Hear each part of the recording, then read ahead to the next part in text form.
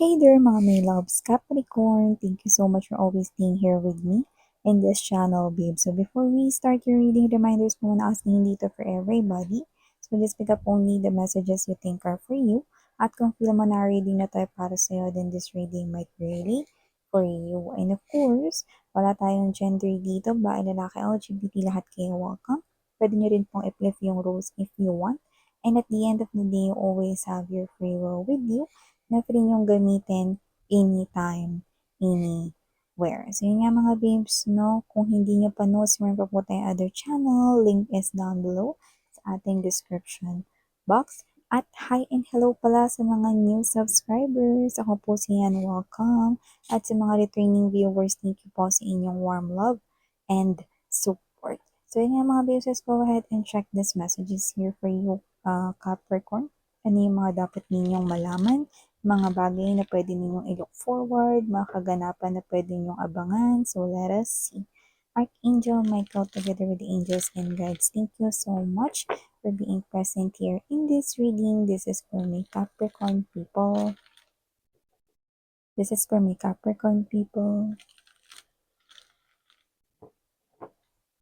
Tandaan niyo mga babes, meron kayong free will na pwede ninyong gamitin anytime, anywhere. So, let's see. What do we have here for you, Capricorn?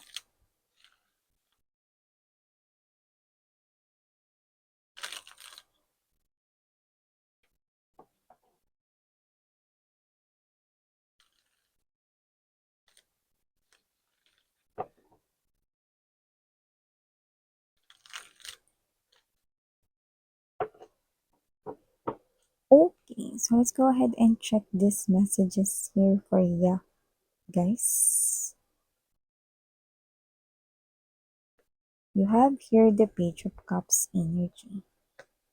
You also have here the Queen of Swords energy,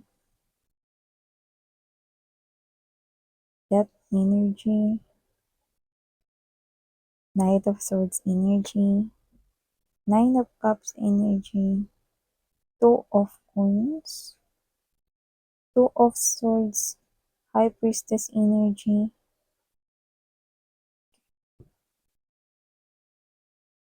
Unahin ko na yung unang mensahe, no? Natingin ko mangilan-ngilan lang sa mga manonood dito. Mangilan-ngilan lang mga babes, ibig sabihin hindi lahat or hindi nakararami sa inyo. This is something here could be somewhat personal, no? Pero meron ditong energy na yung person ninyo is posibleng nagkakagusto sa iba, may kinakausap na iba, at posibleng nai-inlove na siya doon. Okay? So, kung meron kayong person na posibleng nanlalamig ngayon sa inyo, like hot and cold treatment at parang lutang, no? Kapag kinakausap ninyo at posibleng napapansin ninyong kakaiba ang kanyang kinikilos, no? Na parang feeling ninyo, no, is meron siya ritong ibang ginagawa or whatever, no, then tama kayo. Meron ako nakikita nito na posibleng meron siyang ibang kinakausap. Okay? So, nakikita ko rito na anytime posible kayong i-ghost nitong person na to, no? Pero, uulitin ko lang hindi yun para sa lahat. Nakakita tayo dito ng pagtataksil behind your back at posibleng mawala na lang ito ng parang bula at umalis at i-abandona ang inyong connection. Yeah, I know this is such a jerk individual, Capricorn, pero wala tayong magagawa kung ganyan ang kanya ritong gawain sa buhay niya. No? Pero I'm sure na hindi niya ikakaunlad yan. No? So, parang spirits are saying, no, prepare yourself because your person here is about to ghost you or abandon you because of someone else na posibleng nakilala niya sa isang party at nakikita kong nag-uusap sila sa isang online na application. Okay? Iba, pwedeng yung party na yon company outing, company party, pwede rin naman na birthday yan. Yan. So, just take only what resonates. Okay? So, nakikita ko rin dito na yung iba sa inyo, no, yan, maaaring pagalitan kayo dito, no, kung hindi nyo to nanay or tatay, posibleng boss nyo ito. This is someone here na posibleng may say or may authority. Yan, no. So, nakikita ko rito na posibleng um, papagalitan ka rito kung nanay or tatay mo ito na maaaring meron kasi ritong bagay na gusto nila na parang matuwid or itigil mo na, 'no? Posibleng pagsaway ito na may kinalaman sa inyong health 'no, or parang kayo ito na parang sasabihan ng, "O itigil mo na 'yan pag-inom mo ng masyadong maraming kape." 'Yan, oh. "Bawasan mo na 'yan pag-inom mo ng masyadong maraming kape, hindi maganda yung marami kang iniinom na kape." Ganyan. Iba naman baka meron kayong other na parang vices 'no, or puwedeng, naninigarilyo kayo 'no, parang 'yan. And I think parang paulit-ulit na kayong sinasaway dito ng inyong parents kung 'yan man 'yon, okey. Or yung iba naman sa kanila puwedeng hindi sinasaway pero puwedeng sinasabihan kayo rito na parang, "Kung nahihirapan ka na diyan 'nak sa iyong work, puwede ka namang maghanap ng bagong work or kung nahihirapan ka na diyan sa relationship mo, tapusin mo na lang 'yan." 'Yan. At kung hindi naman 'yan ang iyong sitwasyon, possible na boss mo ito, nakita ko rito ng energy 'no, na good news ito 'no, hindi niya kayo rito papagalitan 'no, pero baka maging daan pa nga ito. Ganito kasi 'yan, eh. Parang blessing in disguise 'to. Parang at first, parang baka mali yung gawin mo dito, pero mukhang matutuwa pa dito lalo na kung may client or customers involved. Parang siguro at first, parang mali yung nagawa mo or may something na mali 'no, sa procedure na nagawa mo lalo na if your company is dealing with clients or customers 'no. Pero parang it will turn out na magugustuhan yon ng mga clients yung business proposal kaya nakikita ko rito na instead na pagalitan ka, posibleng purihin ka pa ng boss mo rito. So baka maaaring nauna na pinagalitan ka, pero parang, blessing in disguise yun kasi possible na ma-promote ka dahil diyan or mabigyan ka ng incentives, yan. So, maliban diyan nakita rin ako dito mga babes na posibleng yung iba sa inyo lalo na kung kayo ay naghahanap ng bagong work 'no, nakita ko dito na possible na magkaroon kayo ng options dito 'no, possible na attenan ninyo both options for interview 'no, and nakikita ko dito na possible na rin na makarating kayo up until the final interview at mamimili kayo kung alin ba diyan yung gusto talaga ninyong piliin 'no. Yeah, I think that is work related, career related, Capricorn, okay. And I'm also seeing right here na yung iba possible na nagtatrabaho kayo then may sinasabay kayong small business or baka sideline or side hustle. Parang dito mararamdaman ninyo parang, "Teka kaya ko bang pagsabayin 'to?" Parang feeling ko pagod na ako, parang feeling ko, hindi ko ata kayang pagsabayin ito. Ano kaya kung itigil ko muna 'tong side hustle ko na 'to, mag-focus muna ako dito ngayon sa work ko and then 'yan, parang may mga gano'n kang iniisip or iisipin, Capricorn 'no. Right balancing 'yan mga babes 'no, pero siyempre 'pag naapektuhan na yung pagkain ninyo, hindi na kayo nakakain on time or parang feeling ninyo pagod kayo 'no or nase-stress kayo dito ta's alam mo kasi minsan 'pag sobrang pagod ka, 'di ba nakakatulog ka agad 'no, yung iba gano'n. Yung iba naman sobrang pagod ka parang hindi ka rin makatulog. 'Yan, okey. So, maliban diyan, Capricorn, nakita rin ako dito ng energy na meron ditong makikipag-usap sa'yo, okey? At tingin ko may kinalaman 'yun sa feelings niya for you. Parang nakita kong ni-reject mo na siya. So, posibleng niligawan ka na nito noon or nagsabi na siya na gusto ka niya noon, wala tayong gender dito.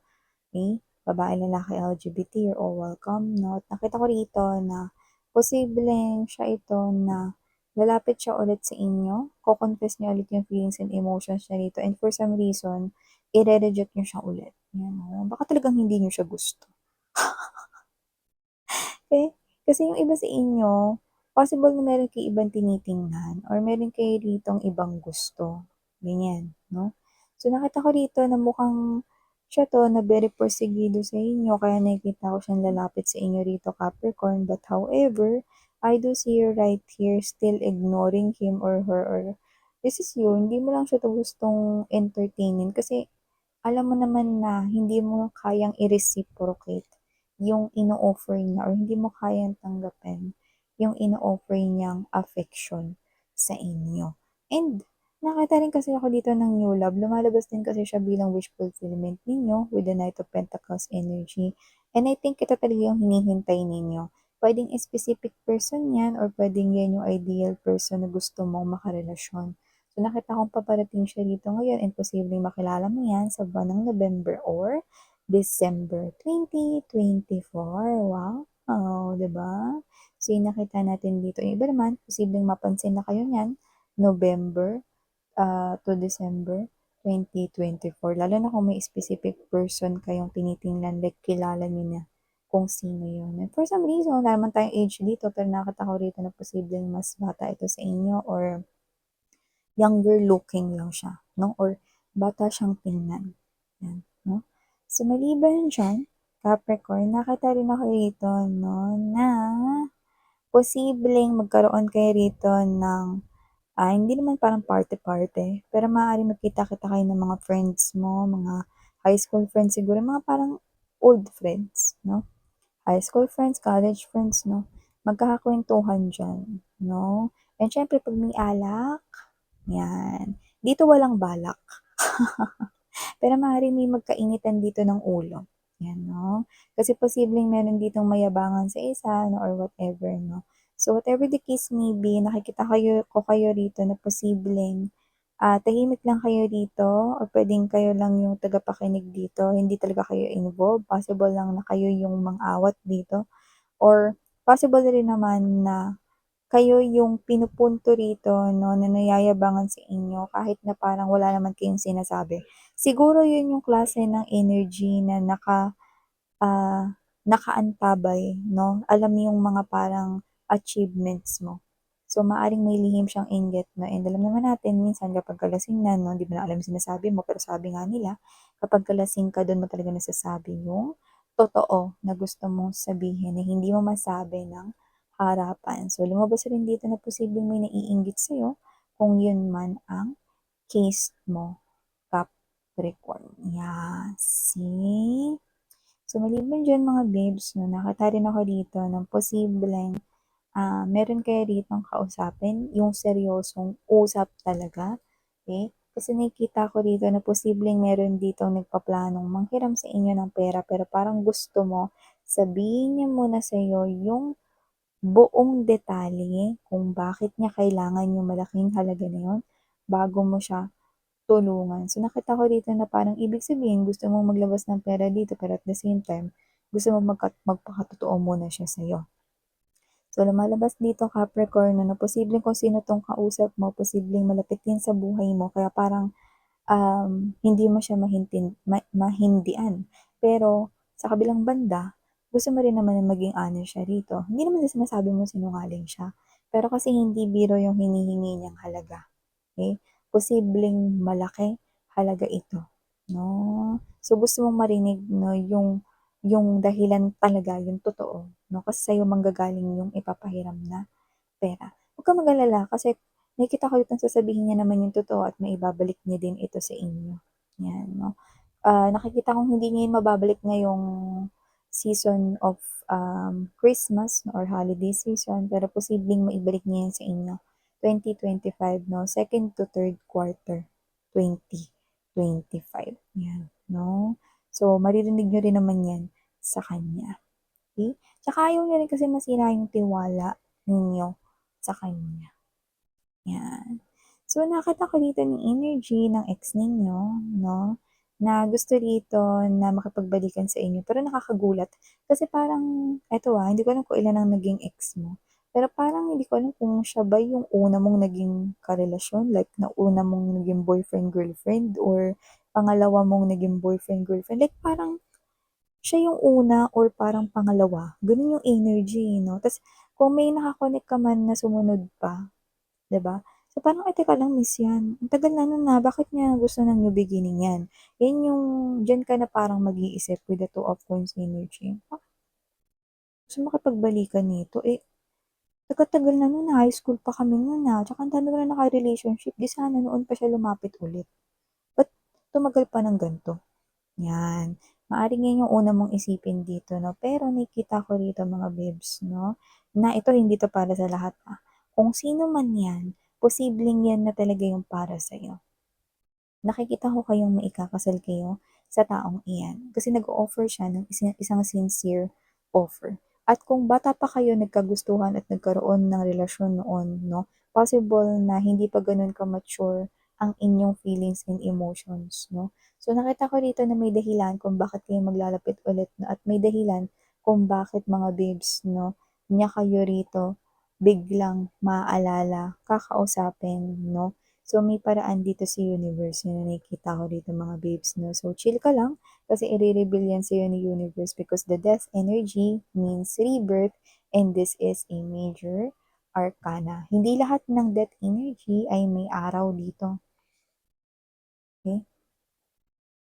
The sun symbolizes here that this person wants rebirth, new beginning sa inyong connection. Yan. So, maaaring ikaw ito na hindi ka rin magpapaligoy-ligoy, kukumprontahin mo rin siya, no? Ano ba talaga yung intention niya? Bakit kumain muna ng matagal na panahon? Eh, bakit ngayon lang siya lumapit ulit? Yan. So, mag-usap kayo. Kasi nakikita ko dito, ano man yung sasabihin niya sa'yo, pawang katotohanan din yan. Okay? So, listen very carefully to what that person is about to say to you because it's really coming from his or her heart. Yan. So, thank you so much, Capricorn, for your time here, babe. And muli ako po si Sarang Hill. Love and light. Annyeong.